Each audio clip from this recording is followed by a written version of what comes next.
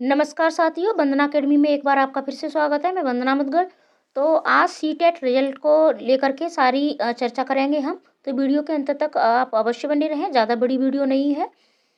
तो सबसे पहले हम बात करते हैं कि क्या आज सीटेट जो आपका एग्ज़ाम 21 जनवरी को हुआ था, उसकी रिवाइज्ड आंसर की आएगी। तो आपकी रिवाइज्ड आंसर की नहीं आएगी, आपका सीधा डायरेक्ट रिजल्ट आएगा। और ये रिजल्ट आपको 17 से ठीक है 20 फरवरी तक देखने को मिल सकता है। तो जो भी कैंडिडेट सफल होंगे वो आप सब बीपीएससी में भाग ले सकते हो। और बीपीएससी में आप अवश्य ट्राई करना, क्योंकि ऐसे मौके आपको बार बार नहीं मिलते हैं। अब बात करते हैं कि क्या जो बोनस अंक हैं या मतलब आपके अंक बढ़ने की संभावना है। तो जो भी आपके अंक हैं वो कितने बढ़ेंगे, तो जो आपत्तियाँ थी ठीक है वो लगाई जा चुकी हैं। तो इसमें ज़्यादा आपत्तियाँ मतलब जो भी आपके पेडागोजी पर आधारित प्रश्न होते हैं उनको आयोग अपने हिसाब से ही मानता है और उन पर ज़्यादातर आपत्तियाँ नहीं लगाई जाती हैं। लेकिन आपके जो मैथ के प्रश्न होते हैं या फिर सीधे आपके ग्रामर बेस्ड जो प्रश्न होते हैं तो यानी एक कंटेंट पर आधारित प्रश्न होते हैं, वही आपको नंबर मतलब मिल सकता है।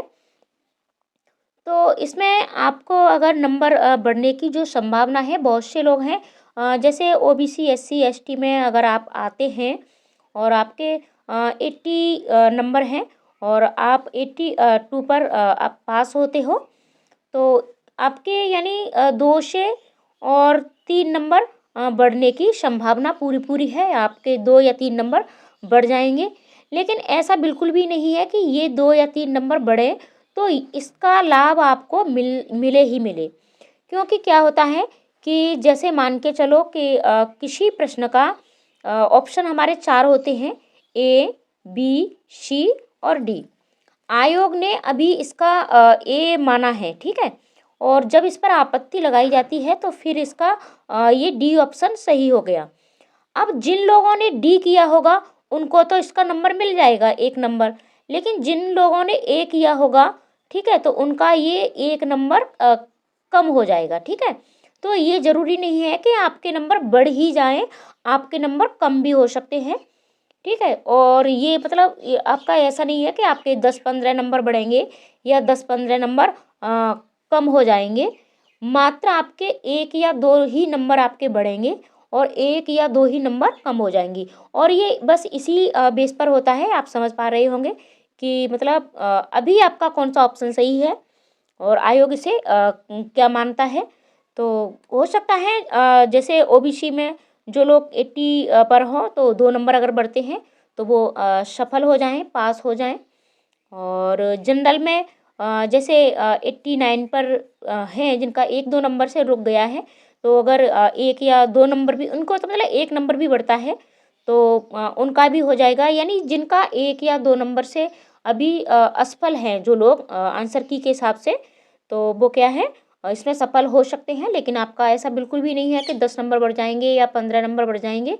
और ऐसी अफवाहों से आप सावधान रहें, ऐसा बिल्कुल भी नहीं होता है। और ऑप्शन आप समझ ही पा रहे होंगे कि आपने किस ऑप्शन आपका कौन सा सही है। यानी आपत्ति के बाद जो सफल जो आयोग मानेगा, ठीक है। अगर आपका ऑप्शन वही मतलब आपका टिक है, आपका गोला वही भरा हुआ है तो आपको नंबर मिलेगा। और अगर आपने वो नहीं किया है तो आप मतलब असफल हो जाओगे, यानी वो नंबर आपका कट जाएगा। कुछ नंबर ऐसे होते हैं कि आपने आंसर की में देखा भी होगा कि जैसे आपका ऑप्शन ए है और इसमें इस तरीके से 1 और 2 लिखा होता है। तो यानी इसके जो भी ऑप्शन होते हैं यानी पहला और दूसरा इस तरीके से, यानी इसमें ये दोनों ही ऑप्शन सही होते हैं। इस तरीके से होता है आपका प्रश्न। जैसे प्रश्न नंबर 15 है, सॉरी मैंने ए लिख दिया। जैसे प्रश्न नंबर 15 में 1 और 2 तो ऑप्शन है आपके ए और बी दोनों ही सही होते हैं, तो इसमें कॉमन नंबर मिलते हैं। ए किया है उसको भी मिलेगा और बी किया है उसको भी मिलेगा। और आपका अब मतलब रिवाइज्ड आंसर की आपकी नहीं आएगी, सीधा सीधा आपको डायरेक्ट आपका मतलब रिजल्ट आने वाला है। और ये रिजल्ट आपको 17 से 20 फरवरी तक देखने को मिल जाएगा। तो जितने भी लोग सफल हों वो बीपीएससी में अवश्य अप्लाई करें और अपनी आज से ही, अभी से ही बीपीएससी की तैयारी भी शुरू कर दें। और जो भी लोग असफल हुए हैं, तो आपको अगस्त में फिर से मतलब एक बड़ा मौका मिलने वाला है, तो अभी से अपनी सीटेट की तैयारी शुरू कर दें। ठीक है। और क्योंकि फिर क्या है कि आप एकदम से तैयारी करते हो तो आपका बहुत कुछ मतलब सिलेबस में आपका छूट जाता है, तो ऐसा आपको बिल्कुल भी नहीं करना है। आपके पास अभी टाइम है। आप प्रत्येक सब्जेक्ट को मान के चलो, आपके पास 5 सब्जेक्ट होते हैं सीटेट में, तो अभी आपके पास 5 महीने पूरे कंप्लीट है। प्रत्येक सब्जेक्ट को आप 1 महीना कंप्लीट दोगे तो आपका आसानी से निकल जाएगा। और जो भी पास होते हैं उन कैंडिडेट को पूछो। ये मात्र कहने की बात होती है कि 10 दिन में सीटेट निकल जाता है, 15 दिन में सीटेट निकल जाता है, या 1 महीने में निकल जाता है, ऐसा बिल्कुल भी नहीं है। अगर आपको सीटेट पास करना है तो चाहे पेपर फर्स्ट हो चाहे पेपर सेकंड हो, आपको सबसे पहले एनसीईआरटी की बुक एक बार आपको अवश्य पढ़ लेनी है। ठीक है। और एनसीईआरटी बुक्स आप अवश्य पढ़ें। आपका पेपर फर्स्ट में आपकी ईवीएस एनसीईआरटी से ही आती है, और पेपर सेकंड में आपका एसएसटी के, ठीक है, एसएसटी और साइंस मैथ, मैथ और साइंस, ये आपके इसी से बनते हैं, मैथ साइंस, तो आपके एनसीईआरटी से ही आते हैं। और साथ ही साथ पेडागोजी पर अपनी पकड़ बनाइएगा। निगेटिव टैग वर्ड्स हैं, पॉजिटिव टैग वर्ड्स हैं, इन पर अपनी पकड़ बनाइएगा। प्रीवियस ईयर्स के ज़्यादा से ज़्यादा प्रैक्टिस सेट लगाइएगा, क्योंकि इनसे ही मतलब आपकी सीटेट के पेडागोजी पर पकड़ बनती है। तो ऐसे ही मैं वीडियो आपके लिए लाती रहती हूँ कि आपको किस तरीके से तैयारी करनी है, क्या करना है। तो मिलते हैं अगली वीडियो में। ये थोड़ा आपके लिए अपडेट थी कि आपको सीधा सीधा डायरेक्ट रिजल्ट मिलेगा, और बोनस अंक आपको 1 या 2 या 3 से बढ़ने की संभावना है, इससे ज़्यादा नहीं है।